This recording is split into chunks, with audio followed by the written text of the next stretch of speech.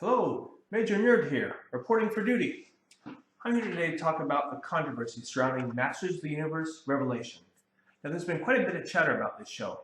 I'm a big fan of the property, and I've been one ever since Mattel first put that He-Man action figure on a peg at my local Toys R Us. I feel the need to weigh in on this controversy and offer a longtime fan's point of view. Now, that's not necessarily going to coincide with much of what you're seeing and hearing in this YouTube echo chamber right now. A fair warning, this video is going to contain a few plotline spoilers from Revelation. So let's jump right into the controversy. We're going to name names today. We'll start with YouTubers, Clownfish TV. They claim to have a source in the industry, and they put out a tweet before the series even began, which said the following. My understanding of Kevin Smith's He-Man series, from an alleged insider, Teela is a better He-Man than Adam, and he steps aside to let her and her girlfriend take over hero duties. If true, this won't play well. Well, play well for who, Clownfish? Because the implication here is that you're talking about MOTU fans.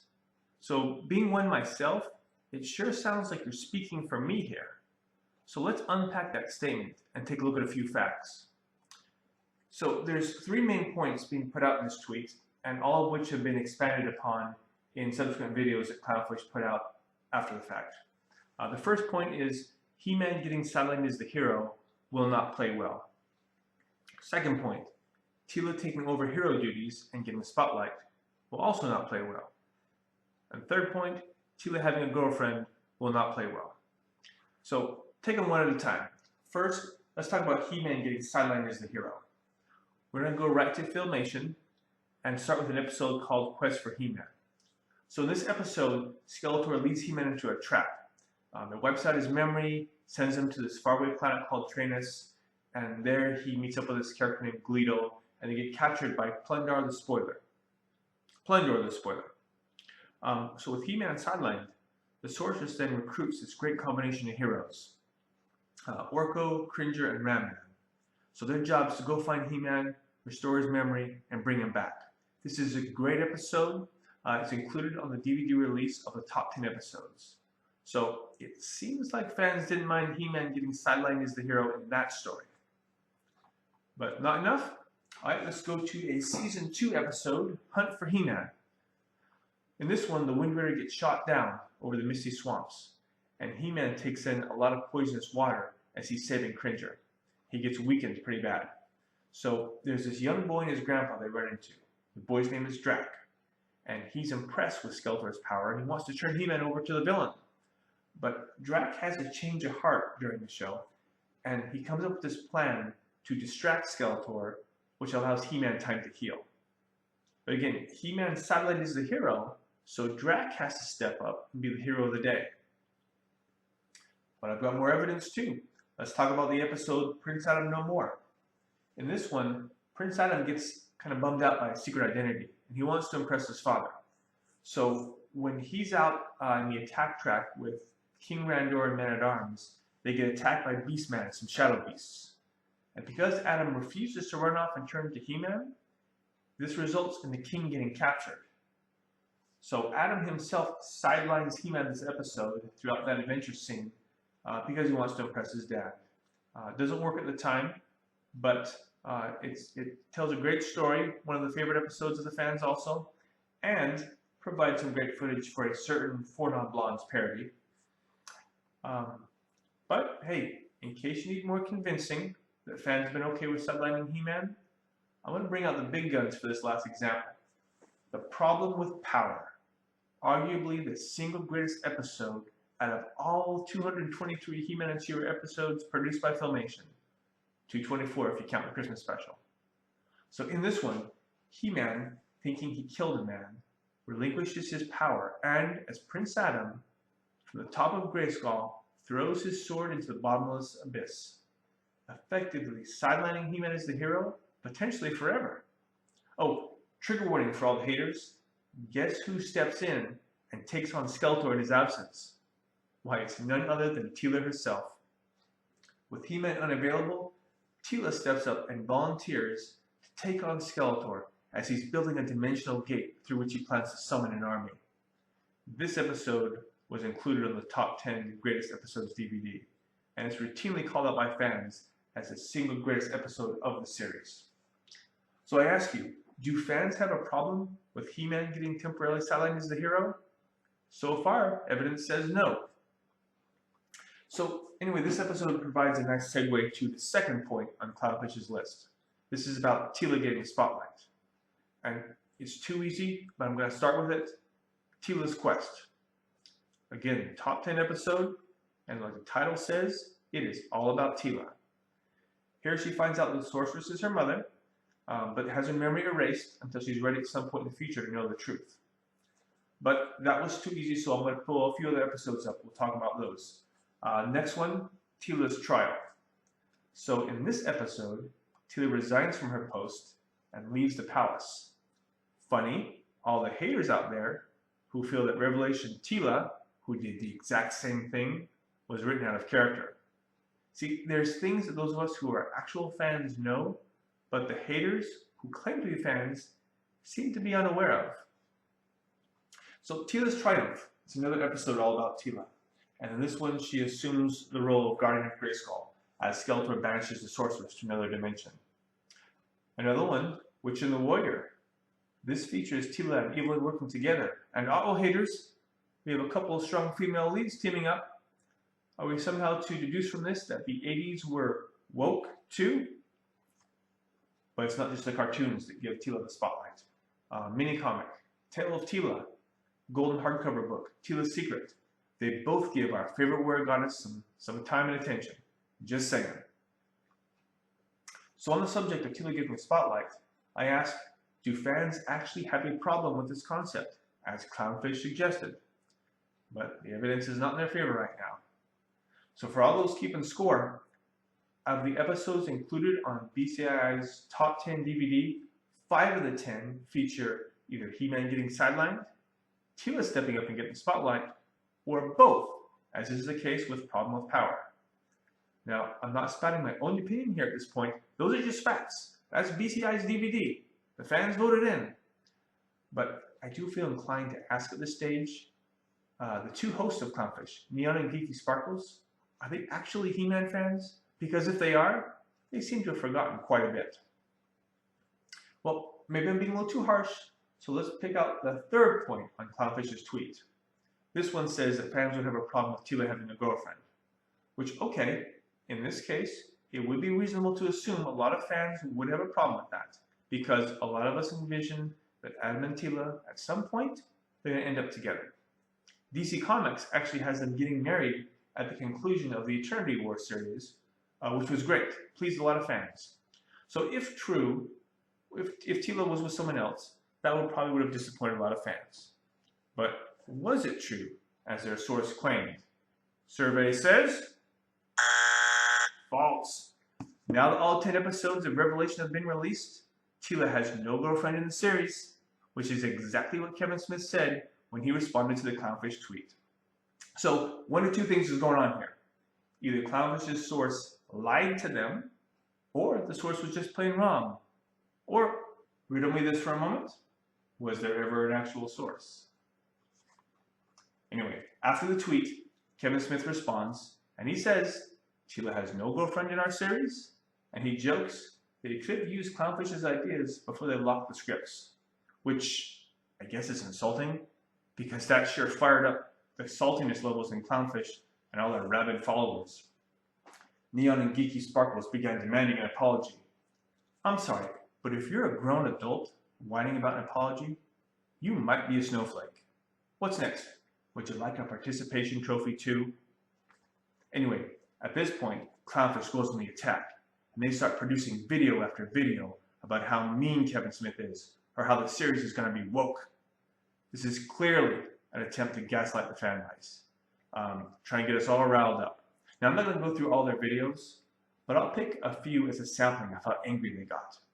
But in their rage, you're going to notice some claims that, once again, you probably wouldn't go there if you were an actual fan, because it's a pretty remarkable display of ignorance. Okay, so first up, as evidence that the series is going to be woke, they railed against the design changes of King Grayskull and Andra. Using their words, they called it a race swap. So I guess all of us He-Man fans should just get mad too? But let's see, has a design change like this ever happened before? Let me think. Oh, that's right, in 2002 with Zodak. And you know what? Nobody cared. In fact, Zodak was a pretty cool character in that series. And I personally love the version of King Grayskull in this series. But hey, if that didn't make you mad, well, guess what Clownfish discovered next? Kevin Smith hates Masters of the Universe. And he particularly hates Orko. He's gonna kill Orko off. That's proof he hates him right there. Get ready to get mad, everybody, because that never happened before. Except it did. DC Comics did the exact same thing to Orko. During the DC Universe versus Masters of the Universe 6-part miniseries, Orko died in a similar manner when he got sucked into a portal with Skeletor. They also turned Orko into a villain in that same storyline. So I guess if Kevin Smith hates Orko, then DC Comics must really hate that little guy. But certainly Clownfish knew this, right? I mean, they claim to be He-Man fans themselves. Surely they didn't forget this too. Anyway, one more. And this last one I'm going to mention is just a hunch, but it's a hunch based off of the ignorance I've seen from all their previous videos. So Neon and Geeky Sparkles, they went on this rant about Kevin Smith's statement that he watched He-Man in 1981 when it wasn't on air until '83. Completely irrelevant point to me. There are very few things I care about less. Anyway, my spidey sense tells me that the only reason Neon and Geeky Sparkles knew the show aired in '83 is because they looked it up on Google. I doubt they knew that either. I could be wrong, but the evidence is suggesting here that we have a pot calling the kettle black. Anyway, let's get to the one gripe that most of the haters out there have latched onto, and that is this claim about a bait and switch. The haters didn't know they were going to get a lot more Attila than any other character. Now, I'm presenting this video as a MOTU fan's perspective on the whole situation, but you don't need to be a MOTU fan to realize that this claim has no merit. You just have to be able to read. Here's a written promo that Netflix put out in advance of the series. After a cataclysmic battle between He-Man and Skeletor, Eternia is fractured and the Guardians of Grayskull are scattered. And after decades of secrets tore them apart, it's up to Tila to reunite the broken band of heroes and solve the mystery of the missing Sword of Power in a race against time to restore Eternia and prevent the end of the universe. Note the phrase, it's up to Tila. That would have been my first clue. Going back to the Filmation episodes, we're going to pick on Monster in the Mountain for a moment. He-Man gets very little screen time in that episode. Did these same haters that were around in the 80s watch that Filmation intro, you know, where I am Adam, Prince of Eternia, and Defender of the Secrets of Castle Grayskull, and then watch that episode and then cry, oh, bait and switch, when He-Man's given the reduced role? Also, MV Creations comic and DC Comics had several issues with no He-Man at all. When DC first brought Masters back to the comic market in 2012, their first 6-part miniseries, Adam didn't even transform into He-Man until the second to last page of issue 5. But he was on every cover. Was that a bait and switch too, haters? One of my favorite mini-comics is called Grizzlor, The Legend Comes Alive. And He-Man doesn't appear until late in that story, but he's also on the cover. Was that a bait and switch too? Anyway, onto this army of haters. I question, are they actually fans? I've engaged with a few of them. I occasionally test the waters just to see who I'm dealing with. I asked one of these fans to name his favorite Masters character, not named He-Man or Skeletor. And he told me, oh, you know what? I like that snake leader guy, Serpentor. What? Serpentor? Oh, yeah, sure. Let me ask you, what did it for you about him? Is it the way he's always yelling, "This I command," at Skeletor? Hey, you must have loved that episode where he went to Cybertron in search of the Sword of the Omens and teamed up with Gargamel and Dr. Claw. Yeah, we're not dealing with the cream of the crop here. But maybe that's why most of them don't like Revelation. They don't know anyone other than He-Man and Skeletor. They're watching the show going, who are all these other guys? Point is, just remembering who He-Man is does not make you a fan. Now, normally, I wouldn't care about that distinction, but with all the venom getting spewed by these alleged fans, I don't want to be lumped in the same category as them. I thoroughly enjoyed Revelation, but I'm a longtime fan. It was written for me and people who share that same love of the MOTU universe. I've encountered enough of these haters, and I tell you, most of them are not actual He-Man fans. Any knowledge they have probably comes from Wikipedia. What they are is keyboard culture warriors, and they're called to battle by Clownfish and Yellow Flash and these other YouTubers who are on this crusade against anything they feel is woke. Anyway, going to the Rotten Tomatoes situation, 5 minutes after part 1 was released, all the reviews started coming out on Rotten Tomatoes. Now, for any math whizzes out there, an episode of Revelation is about 25 minutes or so. To watch the full 5-episode series would take over 2 hours. So you do the math on that one. But whatever you do, do not use the phrase review bombing. That makes Clownfish and their culture warriors angry. But you're going to find plenty of reviews posted 5 minutes after Revelation was released with something saying, Kevin Smith lied, or something brilliant along those lines. Very insightful. Now, just because I love Revelation, that doesn't mean I assume all fans have to like it. If you go to He-Man.org message boards, there are longtime fans with different opinions. They've got constructive criticisms about the show, and it's a good read. Now, I might disagree with some of those, but at least I can respect their point of view. The actual fans have better talking points than all those sheep out there parroting the phrase, Kevin Smith lied. So, was Clownfish right about anything? I mean, they also claimed that Andra would be the next He-Man. Now, in the story, she ends up being the next Man-at-Arms. But Clownfish, they didn't walk back on that one. They ended up trying to claim a victory still and said, well, we were on the right track. Wrong. I'm sorry. Being appointed the next Man-at-Arms is not even the same realm as getting bestowed the powers of He-Man. Nice try. Ultimate fail there, Neon and Geeky Sparkles. But in fairness, I guess you can give them partial credit because they said things might not play well. Just not with the group they were talking about. Their own band of keyboard culture warriors threw a hissy fit. But if we're talking actual fans, there are a lot of MOTU fans who absolutely love Revelation. Again, check out the message boards at He-Man.org. You'll find a lot of praise for the series. And if you go through those discussions, I think you'll find out I'm not the only one critical of Clownfish TV. But hey, Clownfish did get some success out of this. Subscriptions have gone up since all this came down. Every He-Man or Kevin Smith video gives them a lot of views, which is why they kept posting more and more videos on the subject. Hey, being salty and making a bunch of arguments that any He-Man fan can see right through, it was good for business. I get it. I don't respect it, but I get it. Hey, Clownfish does not speak for me, nor do any of the other loud YouTubers who parrot them in this fight. But you know who they actually do speak for? The guy whose favorite Masters of the Universe character is Serpentor. That's the fan they represent. So, unlike a lot of the videos you see, I'm not looking for likes or subscriptions. I might make more videos in the future. This was kind of fun to put together, but I keep pretty busy.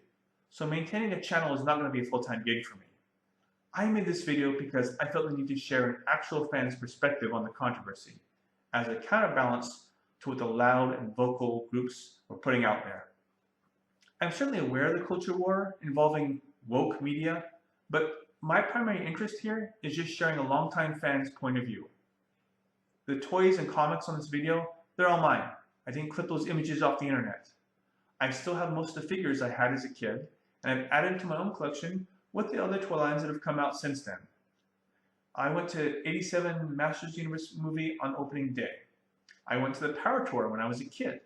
I've been to PowerCon as an adult. Unlike most of the haters you're hearing from, I know this property quite well, and I can back up my statements with facts. Revelation was an outstanding epic story. The animation was beautiful. The score was so good it could be accompanying a big screen movie. I love what Bear McCreary did with this. I've watched the first part over and over, and I'll do the same with part 2. It said this was a love letter to fans. The creative team clearly did their homework on this franchise. There are certain parts of this property that are not well known, things that I, as a diehard fan, saw in the show, and I took a lot of enjoyment seeing that stuff pop up on my screen. They're little things, but I enjoy them nonetheless. Hey, there's even a few characters that Revelation handles better than any other version of MOTU. Take Scareglow, for example. He was voiced to eerie perfection by Tony Todd, the Candyman himself. For years, I don't think any He-Man writer knew what to do with Scareglow. He had a handful of one-issue appearances in various runs of the comic, but nothing significant enough to stand out as, this is Scareglow. But Kevin Smith's team nailed it with making him the Lord of Subternia. He was a great character. Even the toys are great. Take Battlecat, for instance. Why did it take Mattel 40 years to figure out that when we take off Battlecat's armor, we want to see Cringer's face underneath, not a helmetless Battlecat? So Masters is my one true love. You won't see me commenting on Star Wars or Transformers, Star Trek or Thundercats or any of those properties. Nothing against any of them. They're great franchises. I just never got into any of those the way I did with Masters of the Universe.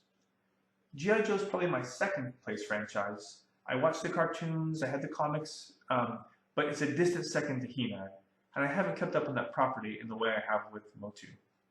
But I certainly know which line Serpentor is from. I hope you found Revelation Controversy, a fan's perspective, to be informative. Thanks for taking the time and watching.